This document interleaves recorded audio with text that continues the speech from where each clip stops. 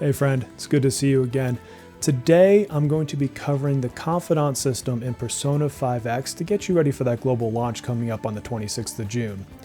In this, I'm going to give you a guide on what the Confidant system is, how to level confidants up effectively, talk a bit about the benefits and perks and why you want to be doing this, and then I'll go through the different confidants to tell you which ones have the skills or abilities that you really want to focus on first, and then do the other ones, kind of after that. This is a heavy spoiler type video. I am going to show all the confidants. And so if you don't want to know who they are and you want to go in kind of blind on that story front, then I would say that maybe save this video for another day. But if you don't mind seeing who they are, then this is the video for you. We're going to catch you up and let you know what these people are all about. So before we get started, a like and a sub would help this get out to more people. So I'd super appreciate that if you would do so. And let's dive right in. So first of all, if you're new to Persona, what is a confidant? What am I even talking about here?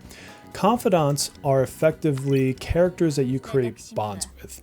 You're growing a relationship, you're leveling that person, but it's not combat focused. This is very much the kind of role-playing aspect of the Persona series, and you get to get character stories for each of these different individuals, as you can kind of see in my list here. Now within this game, you might be hearing, oh, it's all story, it's not combat, we're not fighting things, that sounds boring. Fair, if that's what you feel, I'm not going to challenge you there. But the reason you want to be working on these confidants is you get all sorts of goodies. So if I come over here and click on this button here, you're going to notice that as you rank up in each level, you get a few different things. First of all, and this is probably the most enticing piece, from levels 1 through 14, each rank up gives you 80 gems, which you're going to use to do pulls. And so I took the number down over here. In total, it's 1,120 gems for each confidant that you get up to rank 14. Almost enough for a full multi. Not bad. And it honestly doesn't take that much to get to 14, to be truthful with you. The second thing you're going to notice is materials. So you're getting these soul gems, which is like a currency for enhancing your character. You need it for everything from leveling your cards to your actual character level, etc. You're going to need those all the time. You're going to get leveling up mats, weapon mats, all sorts of stuff. And then at the bottom down here, for example, you're going to notice the Tree of Desire, which is what gets your skill from rank 9 to 10. These are a more limited resource, and you're going to find them in places like this confidant here. Now, the other thing that's important to note is the special icons. So in this case, I'm looking at our Velvet Room attendant here. She unlocks new contracts, so new fusions that you can do as you go through. And so, for example, she's really important because if you want a full Persona compendium, you're going to need to rank her all the way up to level 20 to unlock every fusion that she offers. So even though you're not necessarily doing like a big battle, and again, this is story, by the way, you can skip through most cutscenes in this game, not every single one, but quite a good amount of them. Even though it's not combat focused, it still will help you progress your characters for combat via all these different materials, and it will unlock various benefits. And I'm going to talk about the different benefits for every character here in just a few minutes. But you want to focus on this, if nothing else, because you're getting all of these great items and you're getting pulls. And she even gives you a pull on the standard banner for getting to 15. That's unique to her. You don't get that for everybody. If you are a heavy story person, I will tell you that a lot of stories are good. I've enjoyed quite a bit of them. Not everyone is great. Sorry, it happens. And also for the female confidants, most of them are romanceable. They do not have male-to-male romance. So I know that'll probably be a comment someone will ask. So it's just your character's a male and he can romance most female characters, not all. So for example, she's not romanceable. But if you're into that, they do have those options in here.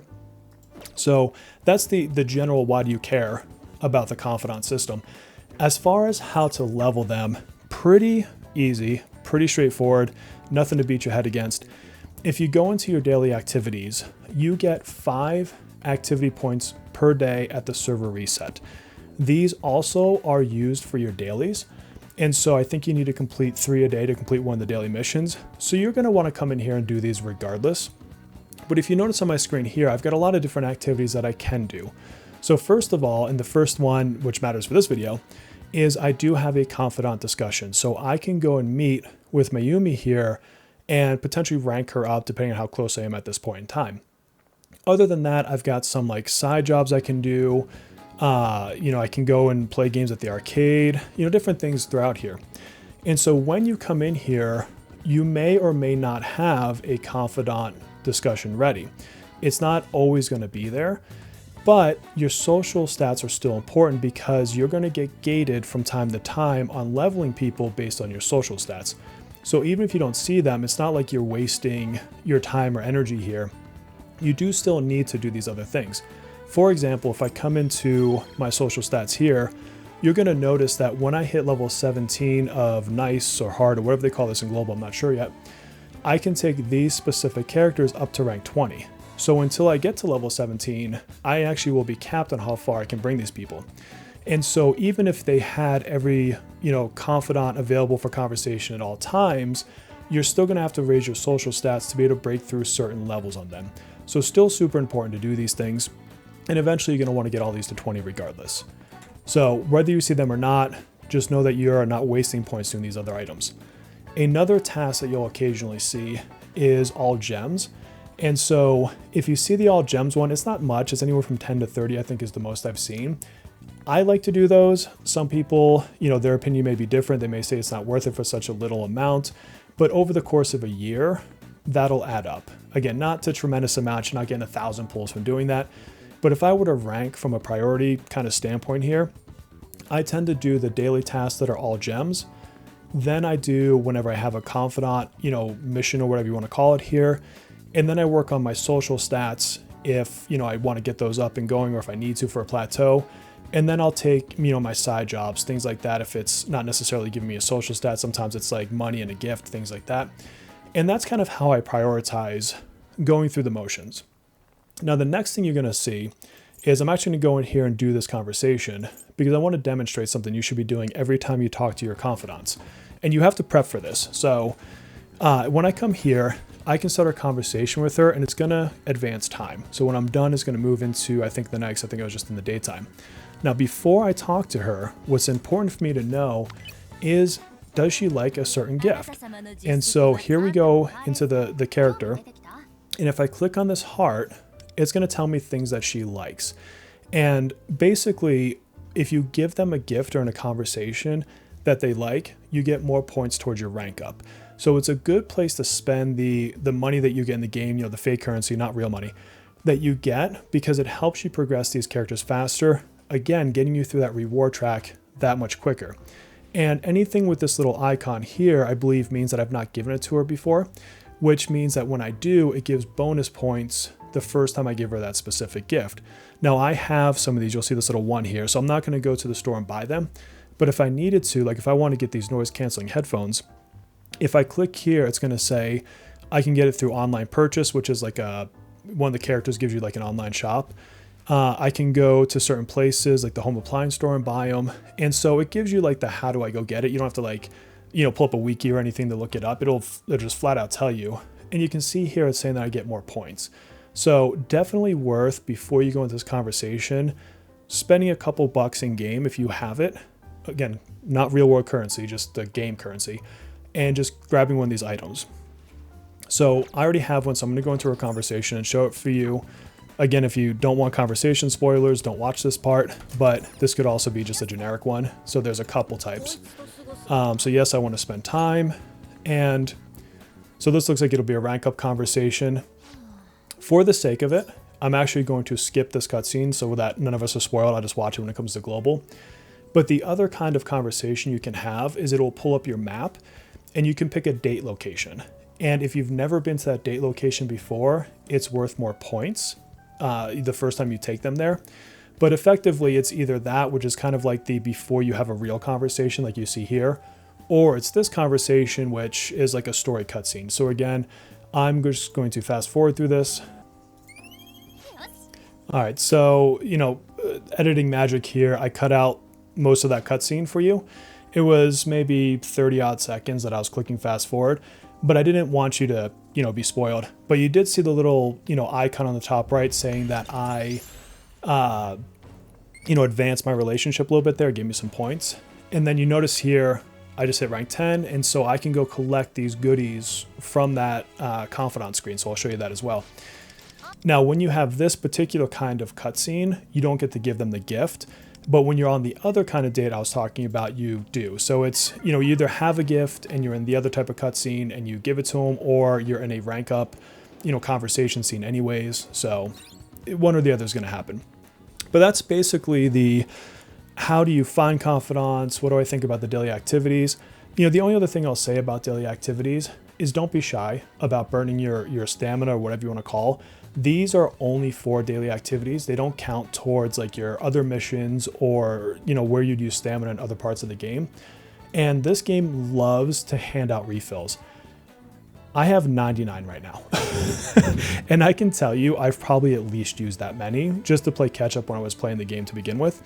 And so, if you really want to kind of blitz through this, you've got an afternoon, you just want to sit here and advance social stats and confidants, like, go for it. You're going to be fine. Like, I really don't think you need to hoard these whatsoever. So that's that part of it. Now let's get into the confidant screen again. And so first thing I'm going to do is, now you see that I've got this little exclamation point. I'm going to pop in here and I can now collect those rewards. So once you level them up, you do have to click this, and it's actually kind of cool. I leveled her up twice. So I was level 8 before, and apparently I had so many points I got her up to 10. And so now I just got, a pull. So 150 is a pull, and a bunch of other stuff. So again, absolutely great to get through at least to level 14 on everybody. And then she's actually a romanceable option. This heart means I can romance her, and this means I'm going to friend zone her.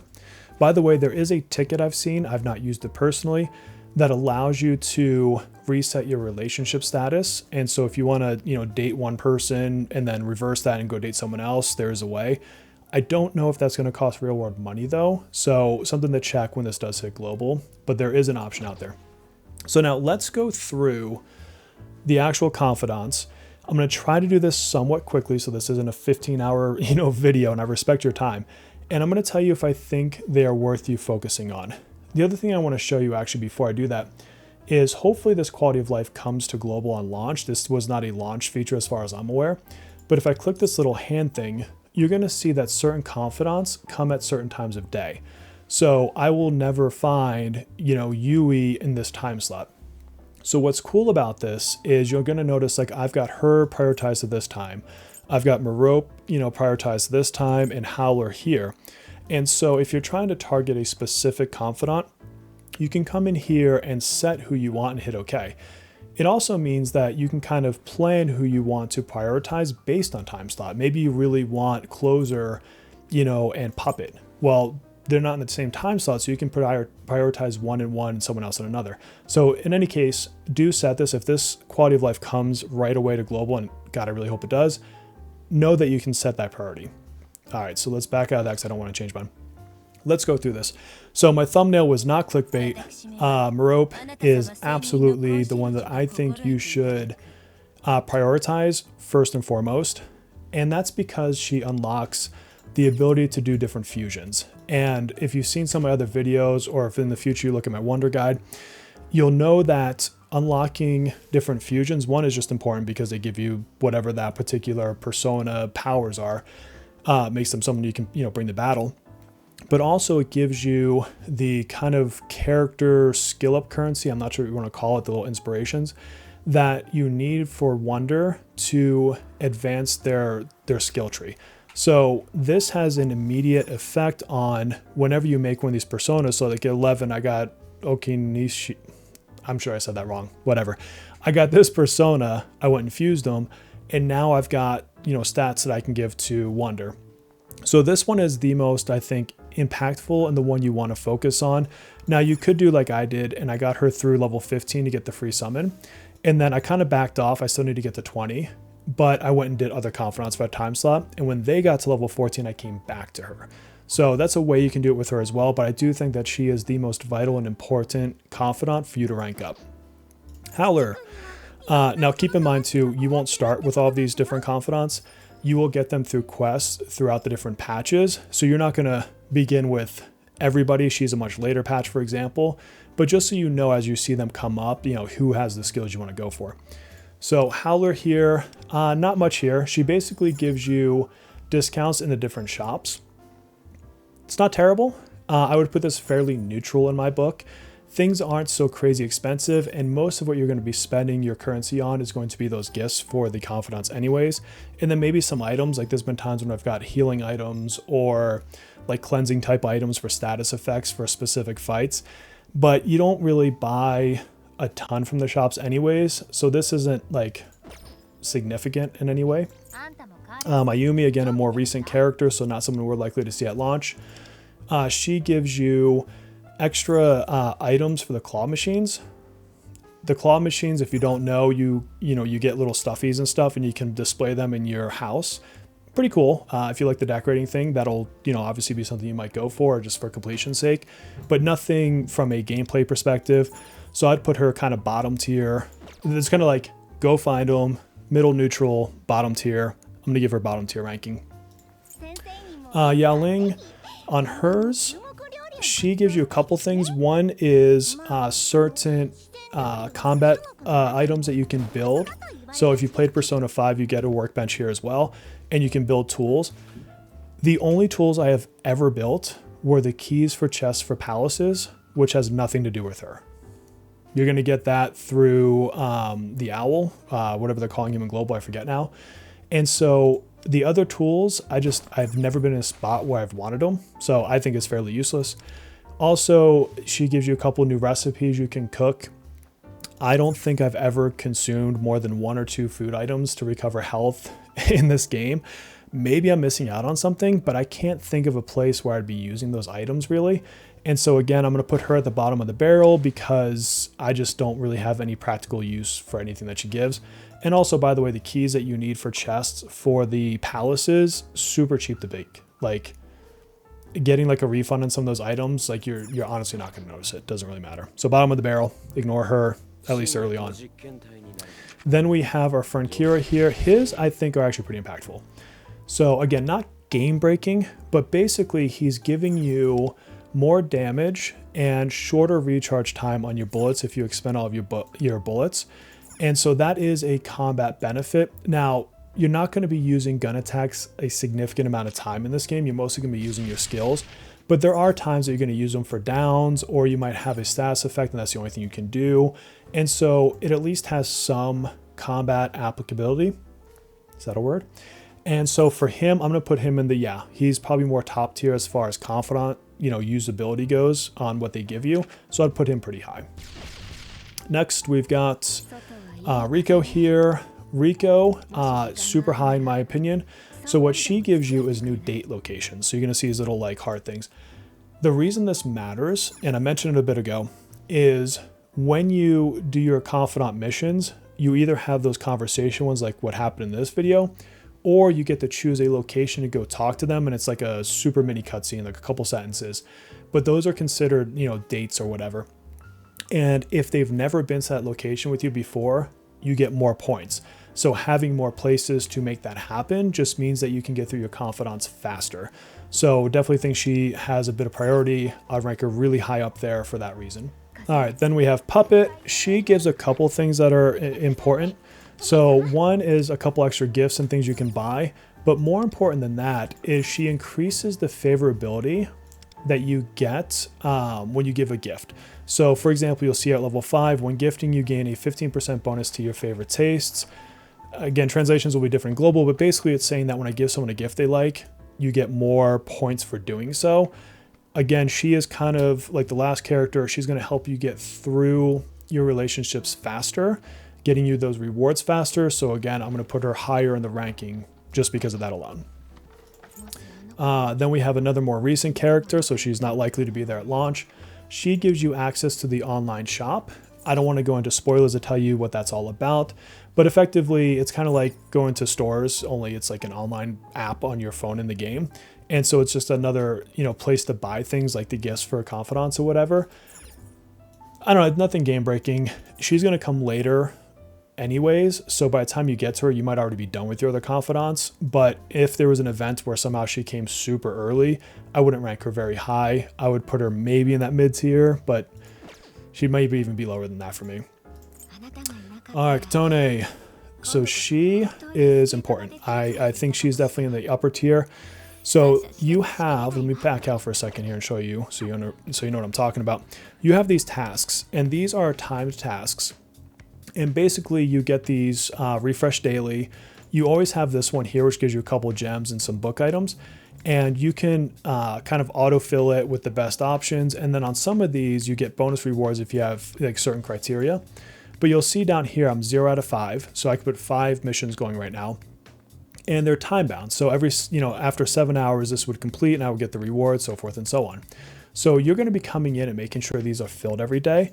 It also fulfills one of your daily tasks to get one done every single day. So I usually have one that's ready to collect when the server reset happens. But what she does, if I go back to her screen, here she goes. So what she does is a couple things. One, you get more probability of having a higher tier quest or whatever you want to call that task. And so you can get better rewards. You also have like quick dispatch, so you can complete things faster. You've got reduced, time on your tasks, things like that. You get extra tasks. So she basically takes that whole, part of the game, makes it faster, makes it better. And I don't know why you wouldn't want that. So I would put her at the top tier as well. So she's one to focus on. All right, Tomoko. I'm going to say Tomoko is very, very important. She does similar to a couple of the others where she's going to make leveling your confidants faster. Reason being is here. When you do your part-time jobs, you can get your social stats to grow faster. And so again, you're going to get breakpoints where you need your social stats to rank up to be able to open further conversations with your confidants. So she has that skill there. And then she also unlocks additional part-time jobs, which will just add places that you can get money, add places that you can get these social stats. And then, again, just makes them more efficient. So she's in that bucket of her confidant makes every other confidant easier to rank. So a high one in my priority. Yumi, unfortunately, I'm going to put in the fairly worthless category. So there is a cooking mechanic in this game. Again, I don't really find myself using the food items. Maybe I'm missing something, but I also don't hear other creators talk about it either.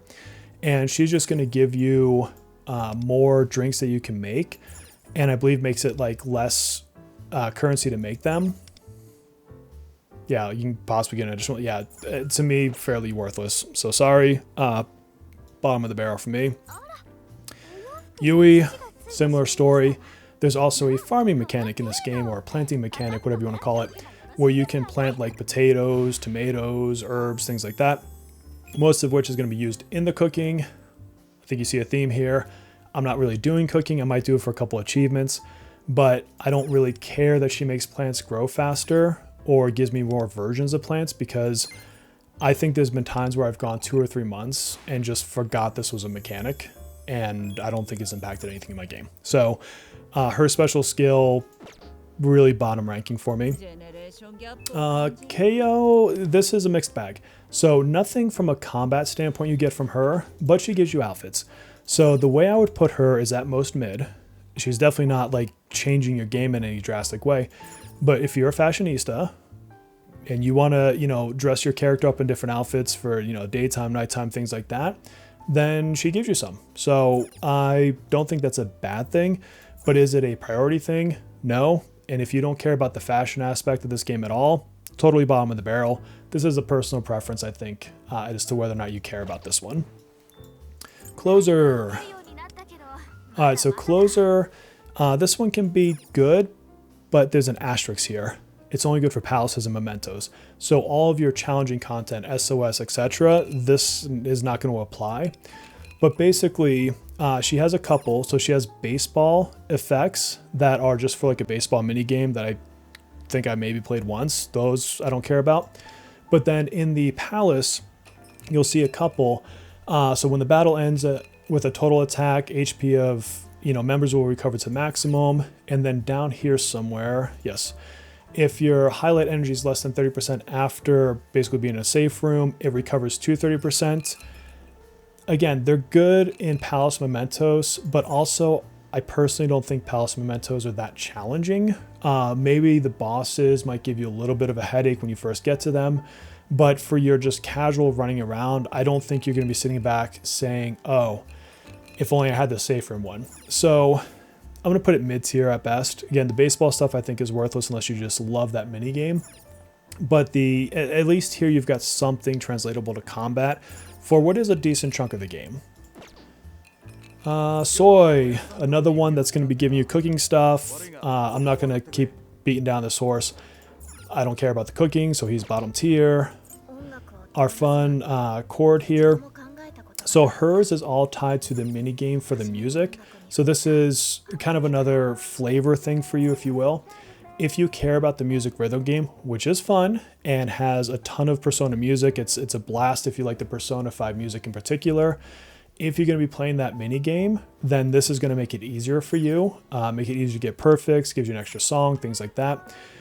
If you don't care about the mini game, this is absolutely worthless. So it's mid tier if you like the mini game, bottom tier if you don't.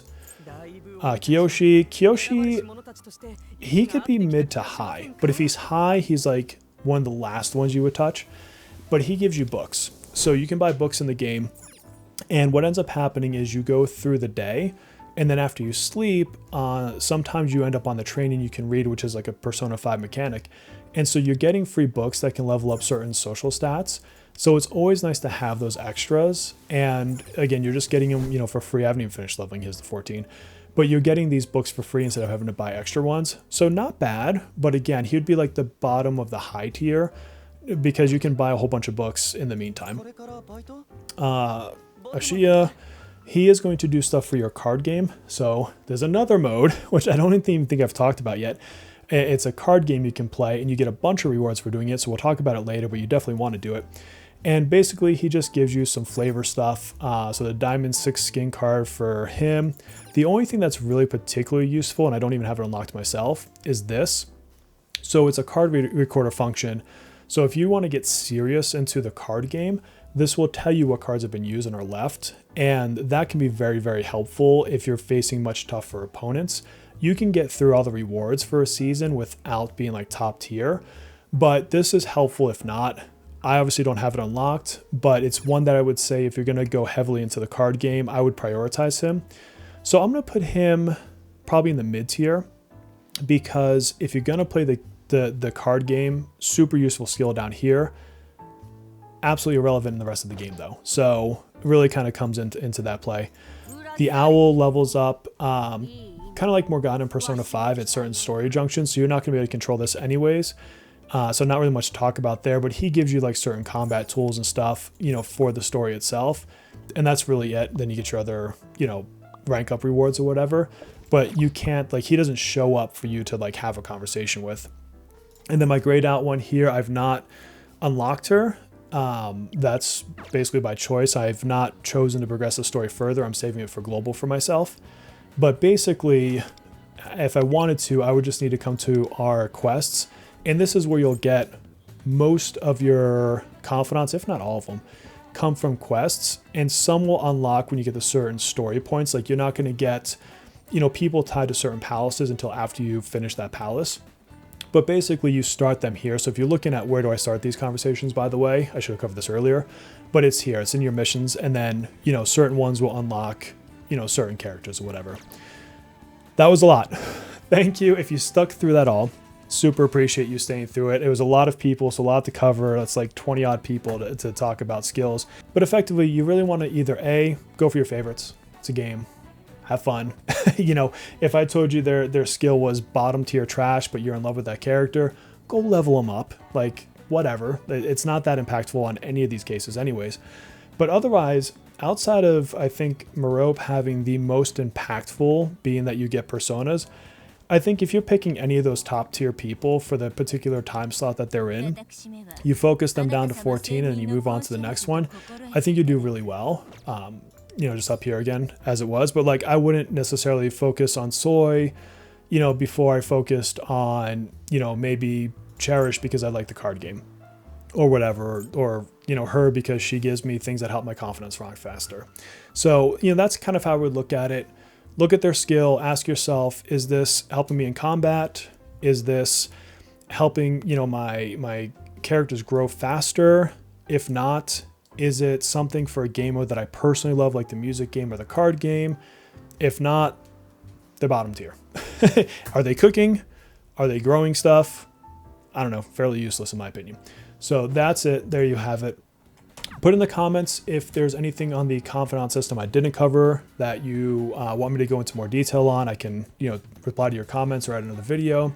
And again, would definitely love a like and a subscribe if you don't mind, helping me out building my Confidant rank with you a little bit over here. And my friend, I will see you in our next video.